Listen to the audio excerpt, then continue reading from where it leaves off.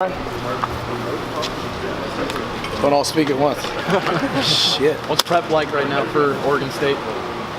Another week, man. Another week. Another big week. Rival week. End of the game. End of the season week on the road. Another good week. Obviously, a little bit different playing on a Friday, so your schedule changes a little bit. Fluctuating that a little bit, but other than that, back to business. What's your take on Travis's performance on the weekend? Did a really nice job. I think you guys asked that last week on what we thought of Dye and his maturity, and I think he had a really good game. Did a really nice job. Again, for a young guy to do what he did and continue to do what he did and progress, it says a lot about, first of all, who he is, and then secondly about how much we trust him. He did a really nice job. Continue to develop. It's going to show a lot of promise. Is it move up prep a day? You say that, or is it? Is there a lot more that goes into preparing for a Friday game than just kind of trying to alter your schedule a little bit? Yeah, the whole week shifts. So yeah, it's a little bit front loaded because you go straight out of a game on a Saturday at what I think some of you guys left here probably 3 a.m. or something, right? You got all that. So your Sunday's a Monday, so it's like you're right back on it. But theirs is too. Theirs is too. So just standard for that. Beavers have shown this season how they don't give up even when they're down. How important will it be for you guys to play all four quarters on Friday?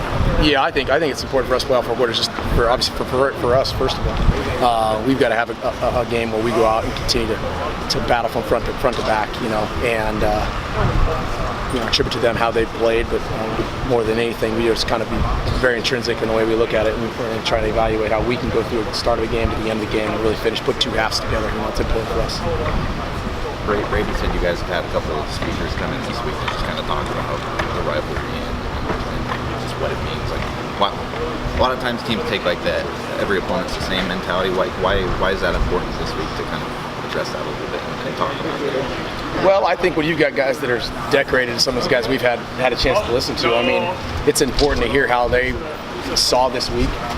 I think that's the passion, the pageantry of college football. It's a little bit different, and I think that it's important for our guys to hear how important it is to our community.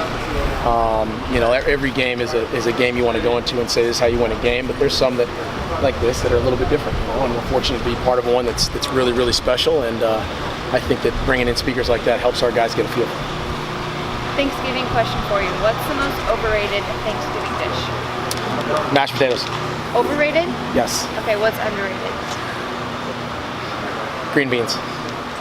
If Herbert was a dish, what would it be? The biggest turkey you can find.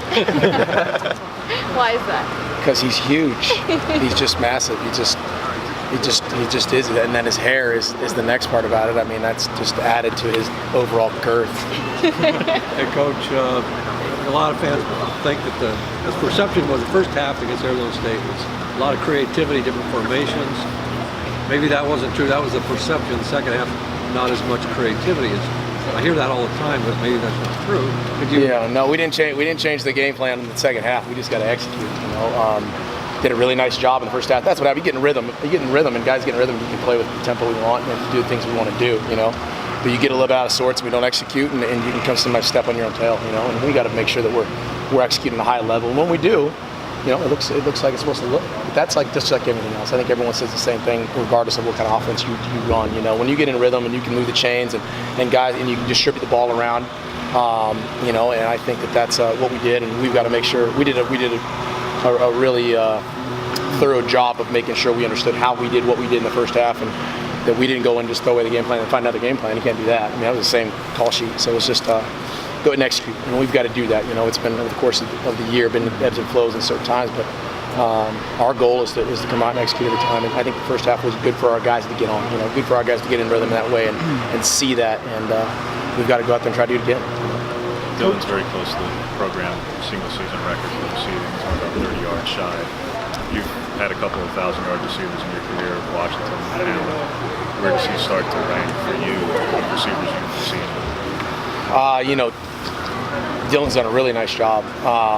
You compare him to the Keenans and Marvins and Washingtons and Mike Evans and those guys that had those big years.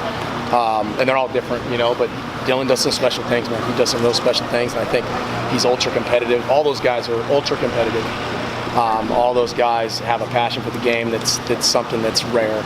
and excited to see how Dylan continues to progress, and he's done that. I think that's the part that's most exciting. I didn't really even know the numbers. I still don't. I don't know if we're ever interested in that. I think that the evolution of how he's come together with the offense and how we've used him a little bit to distribute the ball, and just proud of the way he's continued to do it. And we need to keep doing it.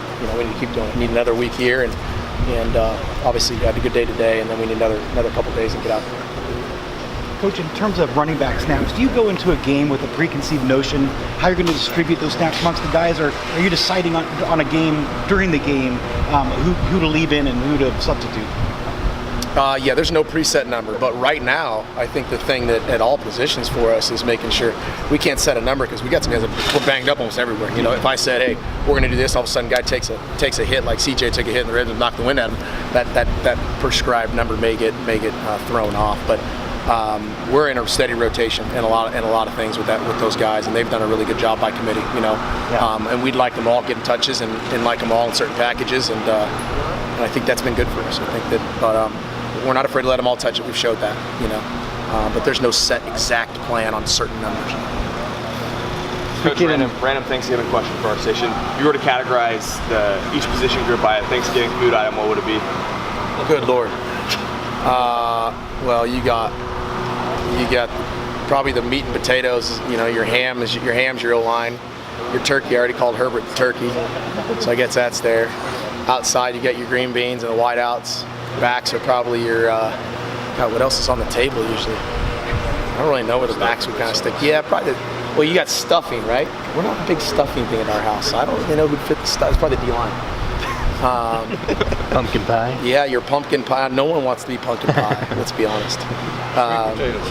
Yeah, you're sweet. I'm a sweet potato guy, so I'll give that to the backs. I think the backs, they're where my heart's at. So it's good. Good week, man. It's a good week for Thanksgiving. Good week to enjoy that and be thankful for what we got. I think that's a great opportunity to do things like that. We're making sure we consider that while we still put our best foot forward here in this game. Statistically, I know you don't pay attention to the numbers like you just said, but Justin's road numbers and Pac-12 road starts have been really good. Hasn't really translated into a lot of wins. What do you think the next step is there?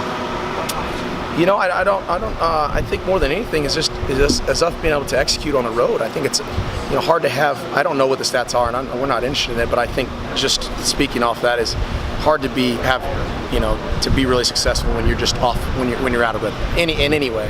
We're out of rhythm in the second half here at home, and if you don't put yourself behind this chains, you don't do things to beat yourself, you don't turn the ball over.